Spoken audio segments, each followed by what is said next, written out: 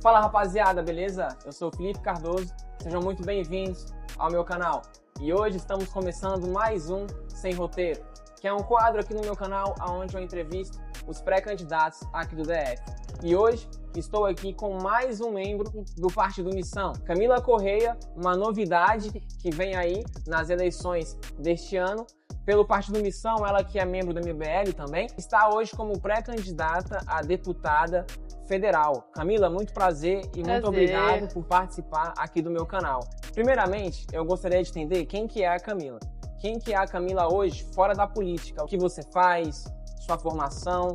Porque assim, hoje você vem como uma novidade, né? Acho que quando o Partido Missão postou lá você como pré-candidata a deputada federal, muitas pessoas ficam um pouco sem entender. Eu vi ali alguns comentários, eu vi até um vídeo no seu Instagram onde você comenta ali os comentários, pessoas falando sobre a sua candidatura. Então assim, se apresenta aí pra galera, vamos falar quem que é a Camila e por que a Camila quis disputar essa eleição, está se colocando à disposição aí como pré-candidata a deputada federal. Bom, primeiramente queria muito agradecer ao convite por vir aqui. E que essa entrevista seja muito boa. É a minha primeira entrevista como pré-candidata, então as energias estão lá em cima, um pouquinho nervosa, mas vai dar tudo certo. Bom, quem é a Camila antes da política? Primeiro que política nunca teve no sangue da minha família, então eu não venho realmente de uma linhagem política. Por isso esse questionamento, por isso até quando saiu o post eu já sabia que viriam esse questionamento de quem que é essa menina, né? Ela tá entrando ali no meio que ela não conhece. Isso eu escutei muito. Mas a Camila é uma menina mulher de 27 anos. A minha formação, eu tenho ali, sou formada em design gráfico, eu cursei publicidade, propaganda, cursei administração e hoje eu estou cursando terapia integrativa. Então, eu entendo muitas coisas, já tive formação, mas eu ouso dizer e brinco muito que a minha maior formação tenha sido a minha própria trajetória da minha vida. Porque até esses dias estava brincando com a minha mãe no carro e a gente rindo, porque eu já vendi desde picolé na rua até desfilar na Fashion Week da Europa. Então eu sou uma mulher que nunca teve medo de trabalhar, que nunca teve medo de arregaçar as mangas e ir atrás. Tudo que eu me proponho a fazer, eu me dou o máximo. E acho que a minha trajetória é essa. Eu conheci o mundo, eu tive o prazer de viajar o mundo, tudo isso com o suor do meu trabalho. Trabalhei como modelo internacional, saí do Brasil com 18 anos a minha primeira vez. Então, o que eu trago é isso, é a minha trajetória de vida. E eu acho que estamos precisando disso na política, novos ares. E por que você decidiu entrar para a política? Bom, primeiro que eu decidi entrar porque eu acredito que quando a gente só discute ou quando a gente só reclama, nada se resolve, né? E dentro da minha família sempre teve muita discussão do que tá certo e o que é errado. E o que eu sempre observei desde pequena é que sempre foram os mesmos debates, as mesmas dores, os mesmos problemas e do outro lado os mesmos sobrenomes, os mesmos políticos. Então a gente não vê uma evolução, a gente não vê alguém que vem para mudar, né? A minha família acreditou muito até na época do bolsonarismo. E a gente acreditou, cara, isso aqui vai dar certo. Mas, infelizmente, se corrompeu ao sistema e a gente veio no meio de, cara, não tem mais esperança de novo. E eu não acredito nisso, eu acredito que nós precisamos sim procurar novas coisas para fazer, a gente precisa procurar novas pessoas. E foi por isso que quando a oportunidade bateu na porta, eu nunca tive medo. Eu falei, vou encarar essa também. E por que o Partido Missão? O que tem nesse projeto, que também é um projeto novo, é a primeira eleição do partido, né? Que fez você falar, eu vou com esses caras. É com esses caras que eu me identifico, é com eles que eu vou disputar a eleição. Eu já conhecia o MBL desde ali da época da Dilma, né? Tirar a Dilma ali do poder.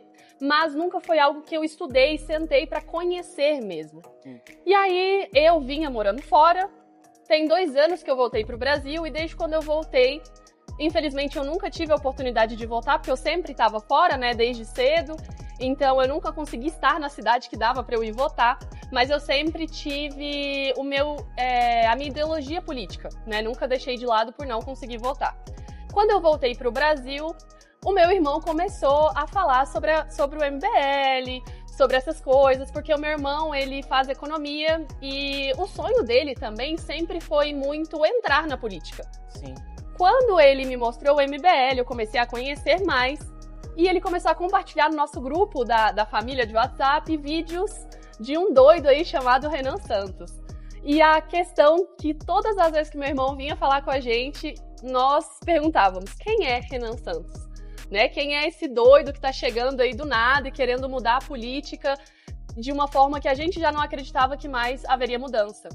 Então eu comecei a ver os vídeos, comecei a perceber que os ideais eram muito parecidos e também o vídeo que me fez assim virar a chave de decidir, cara, é a missão, é ela que eu vou entrar. É uma pauta que eu acredito muito sobre a educação. Eu acredito que a gente tem que mudar o básico. E o vídeo do Renan, onde ele fala que quando a escola ela tem um bom ideal, ela tem bons índices de crescimento, de conhecimento, que os alunos vêm tirando boas notas, o próprio diretor ele recebe mais verba, a escola ela é reconhecida, alunos também que quando se destacam e tiram boas notas, que eles possam ser ingressados até em escolas particulares, mas que eles tenham bolsa, não só do estudo, que tenham bolsa alimentação, uma bolsa de... Como é que é o nome, Jesus? Uma bolsa de estadia. Então, tudo isso, eu vi que ele e a missão é mudar não só o meio da política, mas mudar o básico. E a gente precisa ter esse alicerce forte no nosso país. Entendi. Então, assim, hoje você está falando muito de parcerias públicas-privadas, né? Sim. Que a gente chama de PPPs.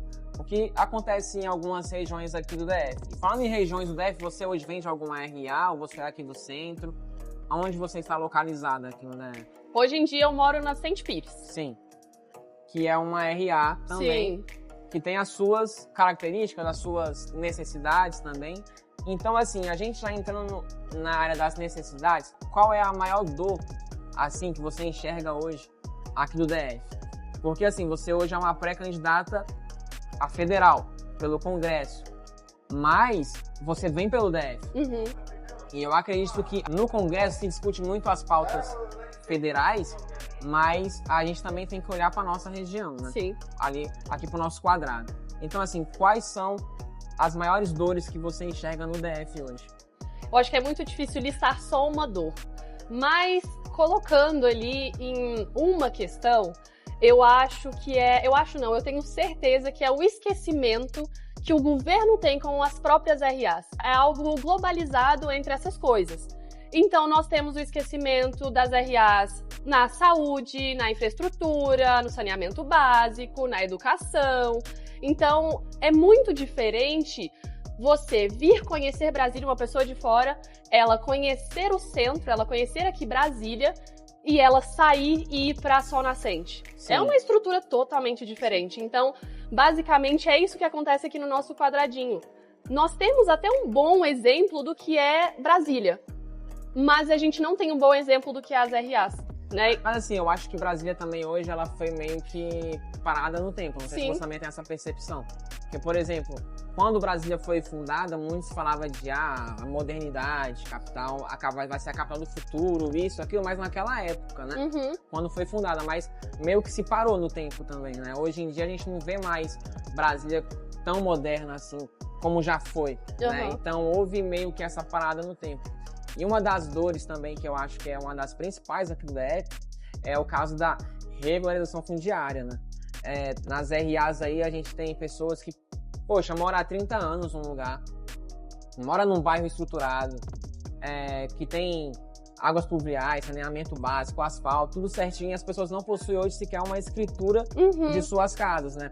Hoje em dia aqui no DF... Infelizmente, eu vivo isso com a minha família. Eu também. Então, tipo assim, infelizmente aqui no DF hoje tem aquela cultura da seção de direito, disso, daquilo, mas por mais que a gente tenha uma segurança, aqui o governo não mexe, aqui ninguém vai tirar, as famílias não são donas hoje das suas próprias moradias, né? Então eu acredito, até um pedido que eu te faço, se você chegar lá, que você olha com carinho para essa questão, se articula junto com os distritais, com o governo local, porque eu acho que isso, ao meu ver, é a maior dor, assim, do DF hoje. A questão da família hoje não ter a escritura da sua casa, não ser o dono da sua casa.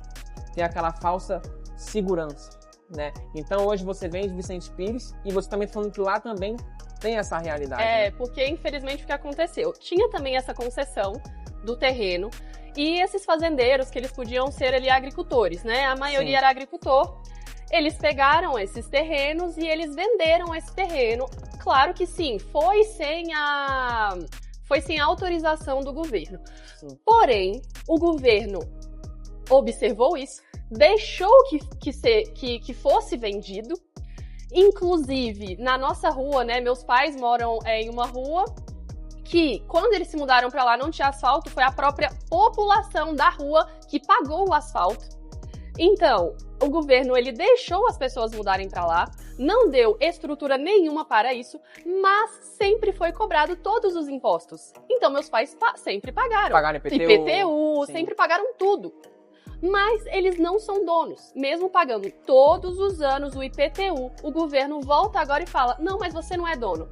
Então, cadê o ressarcimento de tudo que foi já pago Sim. até hoje? Porque, né, nós moramos, eu sou de Goiânia, nasci em Goiânia, mas vim pra Brasília com 1 ano de idade, e a gente sempre morou na mesma casa. Então, já tem 26 anos que nós pagamos IPTU por uma casa que não é barato, é bem caro, por um local que não tem a infraestrutura para valer aquele valor do IPTU, e mesmo assim nunca foi considerado como nossa casa. E não tem uma lógica nisso, né?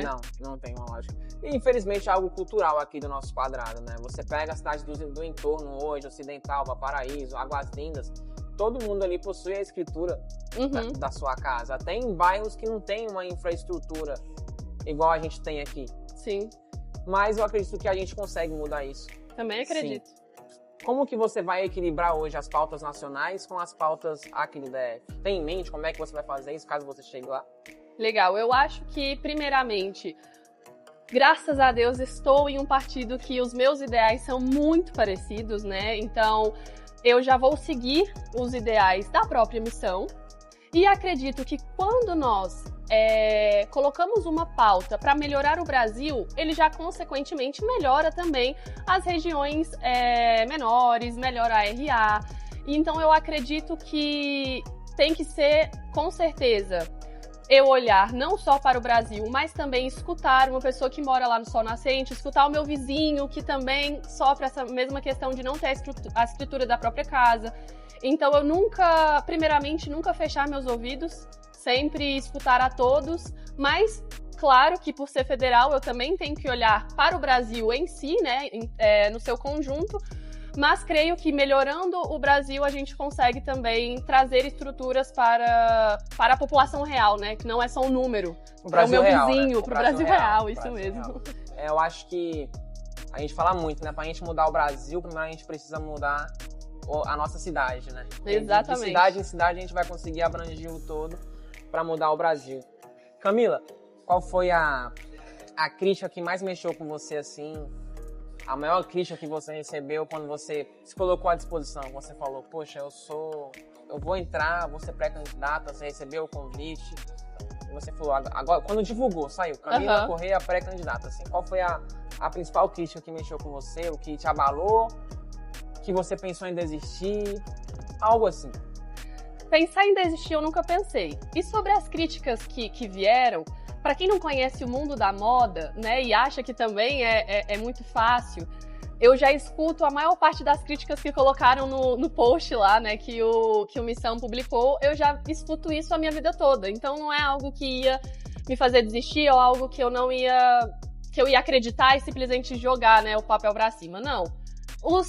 As críticas que vieram só mais um rostinho bonito, o MBL só escolhe pessoas bonitas pra fazer parte, é só um rostinho bonito que não vai agregar em nada, é uma pessoa que não tem embasamento ou experiência nenhuma na política. Então, essas críticas, elas vieram até mim, mas eu não levo isso em consideração porque eu sei a pessoa batalhadora que eu sou.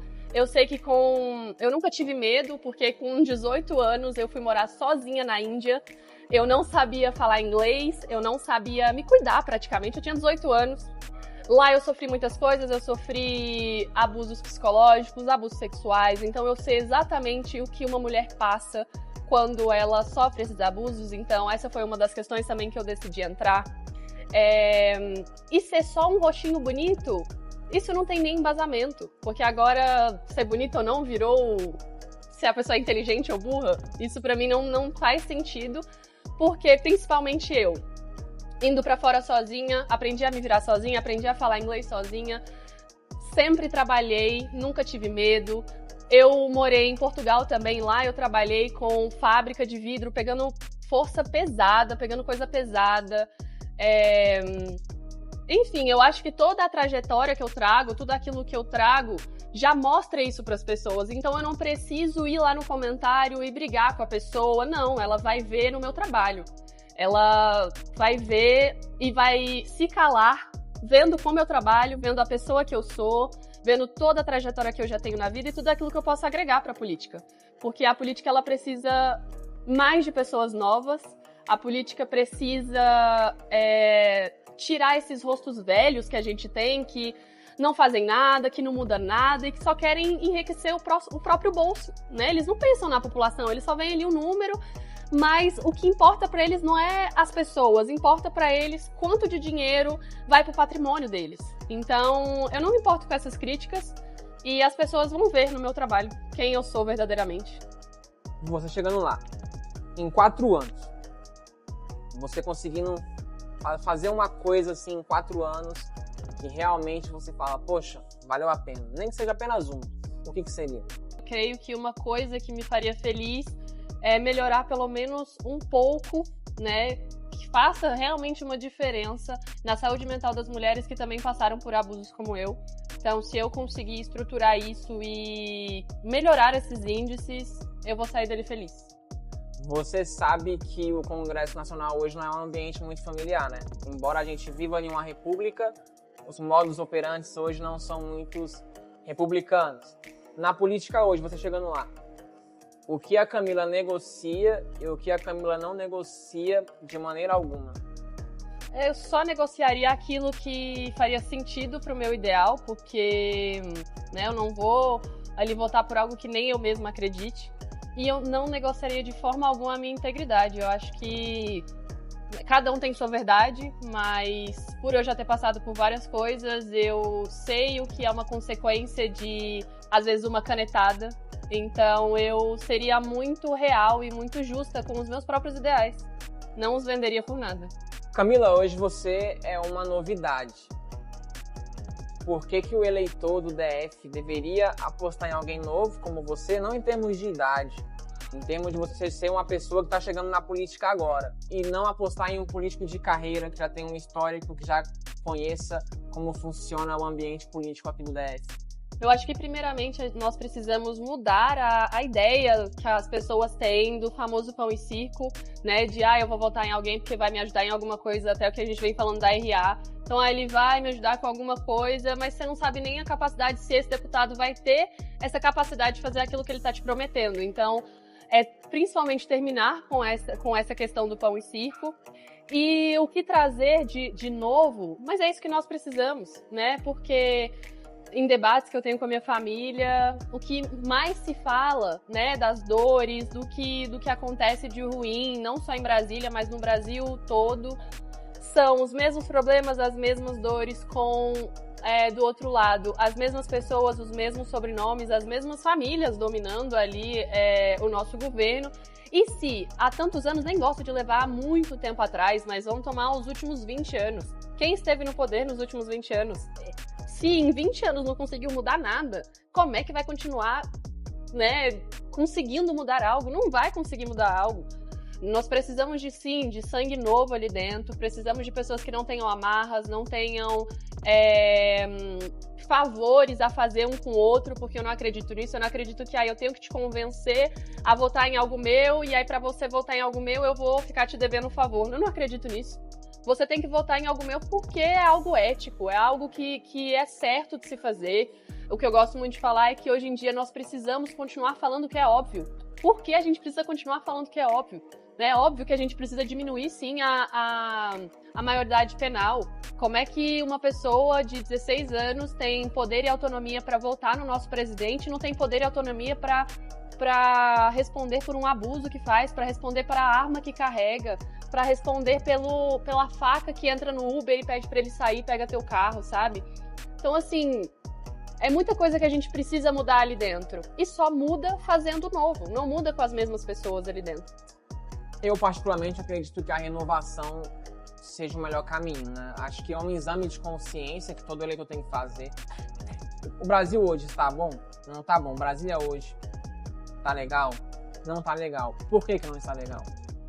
E durante os anos, para não estar legal, as pessoas que estão lá também contribuíram para isso, né? Tiveram a oportunidade de chegar, de fazer algo diferente e, infelizmente, não executaram, né? Não aproveitaram a oportunidade. Então, assim, é também um exame de consciência que o próprio eleitor deve fazer e, assim, eu sempre opto pela renovação, né? Eu acho que tem que trocar todo mundo mesmo. Sim. Vamos ver no que vai dar.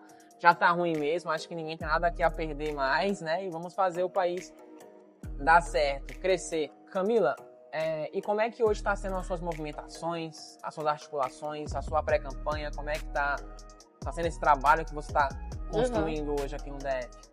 Bom, tem muitas pessoas que falam que eu sou realmente muito nova na política, mas eu tive o prazer, 2 anos atrás, a participar do projeto Politeia. Não sei se você conhece. Sim. Esse projeto, ele para quem está assistindo e não conhece, é um projeto que simula a Câmara dos Deputados. Então, entram ali pessoas que estejam em alguma faculdade, seja ela qual for, né? Eu estou entrando como terapia integrativa. E você é um deputado por uma semana, você entende como é o trabalho, você entende como são as articulações, você entende realmente que ali é um ninho de cobras e que muitas pessoas levam as coisas realmente por pessoal e tudo mais. Então, o meu ânimo para essa pré-campanha é que eu vi lá dentro do Politeia e vendo também toda a política que acontece que a gente realmente precisa do novo. Então, eu nunca tive medo de encarar novos desafios, né? Levando em consideração que com 18 anos eu estava lá na Índia. Então, eu não tenho medo disso. Claro que eu tenho um receio de pensar, cara, aquilo é o ideal pra mim? É realmente essa mudança totalmente de vida que eu quero? Porque realmente é uma mudança. Eu nunca tive sonho de entrar na política. Mas quando eu decidi entrar, eu entro de cabeça, eu não tenho medo. Eu não tenho medo de crítica, não tenho medo de hater. Inclusive, acho que hater vem pra crescer a gente também, né? Sim. Então, eu não tenho medo dessas coisas. Então, sobre a campanha, acredito, né? Sobre a pré-campanha, eu acredito que eu tenho as melhores energias. Nós estamos estruturando nossos militantes, estruturando quem está ali nos ajudando. Então, você também que queira ajudar em uma pré-campanha, se seus ideais forem parecidos com os meus, entre em contato pelo meu Instagram, Camila Correa _missão. Estamos abertos também para isso. E eu tô com as expectativas lá em cima. Acho que a missão tá aí para fazer mudança. É isso, é uma legenda nova, né?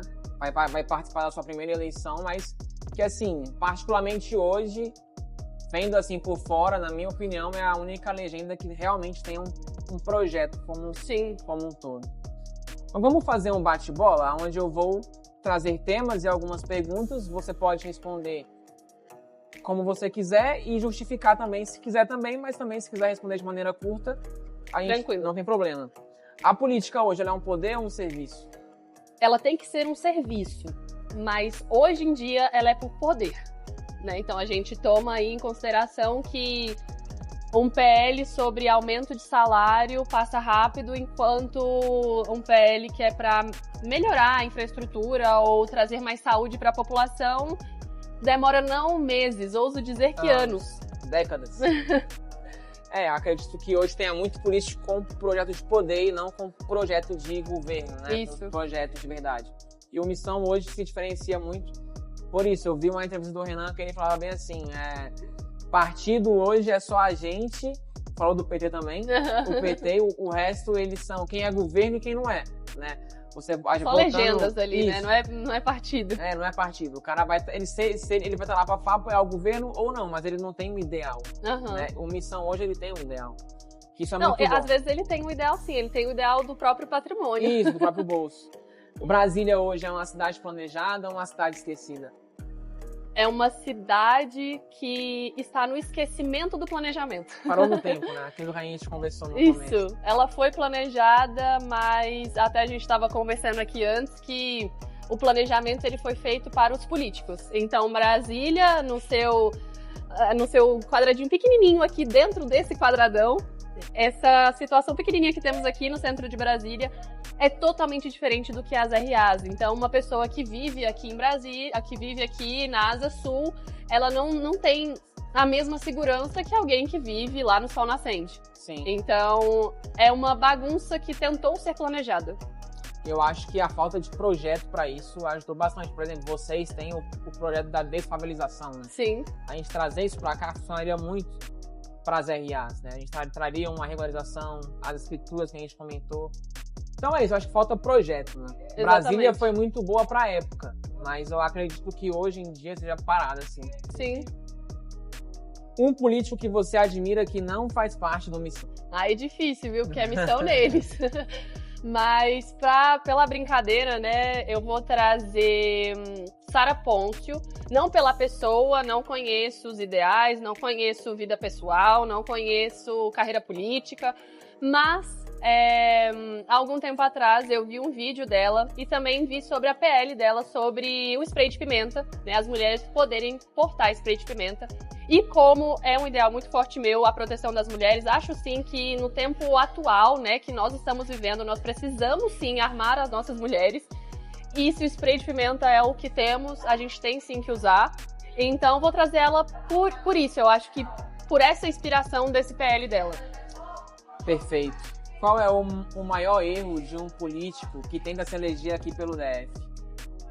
A primeira coisa de erro de políticos é que eles vão ali numa pré-campanha ou campanha mesmo e oferecem coisas e prometem coisas que não tá nem na alçada deles fazer. Nem na obrigação. Nem né? na obrigação. Acho E muito a população acredita nisso, porque a população falta estudo também de entender o que verdadeiramente um deputado faz. Então, se a população não sabe, ela acredita no que qualquer um falar. Então, se eu chegar lá pra uma pessoa e falar assim, não, eu vou asfaltar a tua rua, você vai acreditar que eu possa fazer. E um deputado não tem essa prerrogativa. Ele não tem essa prerrogativa e esse poder de ir lá e executar, né? O deputado, ele legisla, o deputado, ele fiscaliza.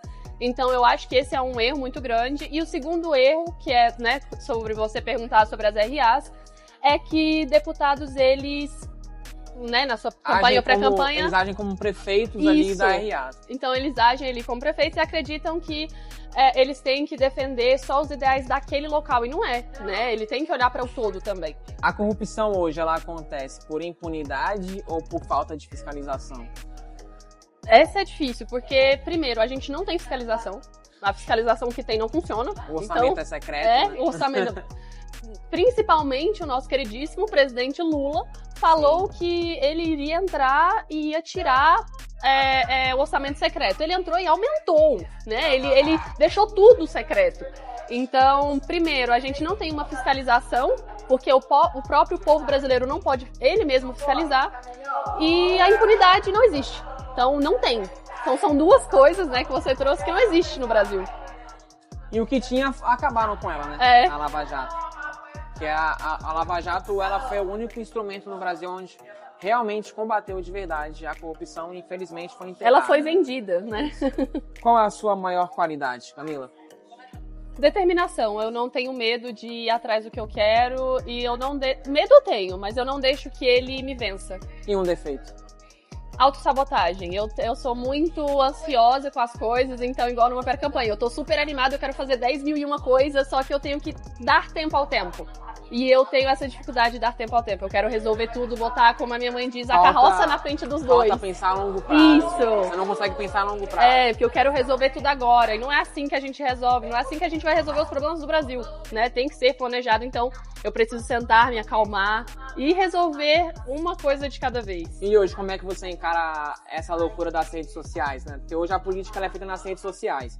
Você encara hoje ela como uma ferramenta de trabalho ou algo, uma obrigação que você tem que fazer? Pô, eu tenho que gravar meu conteúdo, eu tenho que ali gravar uma entrevista, eu queria estar em casa, eu queria estar conversando com as pessoas na rua, fazer a minha campanha. Como é que você encara hoje a rede social?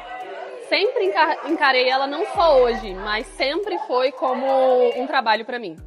Porque eu já trabalho com a rede social há muitos anos. Pra quem também não sabe, eu tenho uma empresa com o TikTok, onde eu ensino pessoas a ganharem dinheiro com live. Tenho essa empresa há 4 anos. Então, sempre pra mim foi uma ferramenta de trabalho. Pra mim nunca foi um problema, até por ser modelo, nunca foi um problema estar por trás ou na frente das câmeras. Então, pra mim é essencial. O Partido Missão pra você hoje, ele é um partido ou ele é um propósito? Ele é totalmente um propósito, totalmente. Nós acreditamos não só em política básica, a gente precisa mudar o Brasil. Como o Renan fala, até que a proposta é mudar o Brasil em 30 anos, porque a gente sabe que não é algo fácil. Então isso é um propósito de vida, né? Eu tô entrando num partido que quer mudar o Brasil em 30 anos. Então não tem que ser algo que eu quero entrar para ficar 4 anos e tentar fazer medidas populistas para me reeleger de novo a mais 4 anos. Não, eu tô ali porque o que eu fizer nesses 4 anos vai impactar nos próximos 30 anos. Eu acredito que se vocês são um partido, se você é desse partido, você tem que ser dele, porque, por exemplo, a gente pega o Lula, por exemplo. O Lula é do PT a vida toda. Uhum. Ele não é aquele cara que ficou ciscando, essa aqui eu vou pelo PT, a outra eu vou pelo PSOL, a outra eu vou pelo isso, até eu conseguir chegar, né? Eu acho que falta, inclusive, quando a gente fala de erros, tem muito isso. O cara, ele só quer ser eleito. Sim. Mas ele não sabe nem o que ele acredita. Ele não sabe nem o que ele mesmo pode fazer lá dentro. Isso, e ele não sabe nem qual que é a função do partido, mas ele serve do partido. Então eu acredito que o Missão hoje, ele vem muito com isso. De um propósito. Quem é do Missão, é do Missão. E vai ser Missão. Sim. Né? E muitos políticos não têm isso. E eu acho que é um dos únicos partidos também que tem realmente um propósito de trazer propostas, projetos, de realmente falar, cara, eu vou fazer isso aqui. É isso que eu quero fazer. Você não vê outras pessoas fazendo isso, você só vê outras pessoas com pautas populistas pra eleger ele ali, naquele momento. Se você não for eleita, você desiste ou continua? Ai, pra mim não existe desistência e eu acho que até tomando pela minha trajetória. Eu não tenho medo de portas fechadas na minha cara, não tenho medo de nãos, porque não, eu já tive a minha vida inteira. Então eu vou em busca sim do sim, né? Muito clichê em falar, mas sim, eu vou em busca do sim. E se não der certo nessa eleição, como eu disse, é um propósito. Então quem entrar, eu vou ajudar quem estiver lá dentro, eu vou continuar no movimento, porque é isso, é um propósito de vida. Entendi. Você vai encarar essa sua primeira eleição como uma experiência de vida? Sim. Ou como um projeto a longo prazo? A longo prazo, totalmente. Eu acho que o Missão, ele tá plantando sementinhas, né? Obviamente que ser um partido novo, entrar e ter toda uma bancada nova, né? Porque o partido, ele tá colocando muita gente nova e acreditando muito em pessoas novas que nunca tiveram meio político. Então, eu acredito que é isso, é plantando a sementinha pra gente colher daqui a 30 anos. Então, realmente, continuo dizendo, é um propósito de vida. E pra gente encerrar o nosso bate-papo, qual a mensagem você quer passar pra quem ainda não te conhece? Primeiro que quando nós olhamos a cara de alguém, a gente não sabe a história e a dor que ela carrega por fora. Então, antes de julgar também qualquer pessoa, procure saber sobre ela, procure saber os ideais. E eu acredito realmente que a missão é um propósito de vida, que a missão ela vem para fazer diferença. E não adianta ir atrás dos mesmos, não adianta achar que o mesmo nome que tá lá vai fazer uma diferença para você que não fez há 20 anos. Então, nós estamos aqui para fazer mudança e eu quero fazer parte dessa mudança, por isso mesmo eu decidi entrar. Será que você vai querer ficar de fora? É isso daí, Camila Correia, senhoras e senhores. E pra gente encerrar agora, tem um quadro aqui que eu faço de encerramento, que é quem você indica. Tem alguém que você indica pra trocar uma ideia comigo? A missão inteira. Não, tô brincando, mas vamos trazer alguém. Que a Jaqueline indicou você. Indicou uma mulher, né? A Jaqueline, ela te indicou. Tá. Então quem você indica? Eu gostaria de indicar mais uma mulher. Certo. Daqui a pouco vai ser a bancada inteira feminina aqui. Mas eu acho que nós temos muitas pessoas com muito potencial e um delas é a doutora Carolina Maia. Ela traz muito essa proteção também feminina, da saúde feminina. Então ela tem muitos ideais também parecidos com os meus. Eu acho que seria legal trazer ela. E também, caso, né, não dê ou não dê certo também trazer ela, deixa eu ver mais um nome, Yuri também. Não? O Yuri, ele tem, assim, um ideal e um viés político muito forte também, ele tem muito embasamento, é uma pessoa muito bem preparada. Então, acho que esses dois nomes, se você trazer aqui, vai agregar muito no teu projeto também. Esses dois nomes eu acho que agregaria muito no teu projeto, então trazer a doutora Carolina e o Yuri, acho que são nomes muito fortes. E são nomes que fariam diferença entrando. Já estão fazendo diferença, mas que eu apostaria muito que seriam pessoas incríveis para falar sobre Brasília. Então é isso aí, fiquem atentos que eu vou chamar vocês no WhatsApp pra gente marcar o nosso próximo bate-papo. Camila, muito obrigado pela oportunidade. Obrigada eu. Foi um prazer trocar uma ideia com você, saber o que você pensa, o que você defende, o que você acredita, e eu acho que é isso. A gente precisa mudar o DF e o Brasil através das renovações. Eu acho muito bacana uma pessoa como você se colocar à disposição, que vem com uma novidade, que vem trazer algo novo para a nossa política. Gente, e foi isso. Esse é o Sem Roteiro, que é um quadro aqui do meu canal, onde eu entrevisto os pré-candidatos aqui do DF. Muito obrigado, se inscreva, compartilhe e deixe seu comentário. Tchau, gente!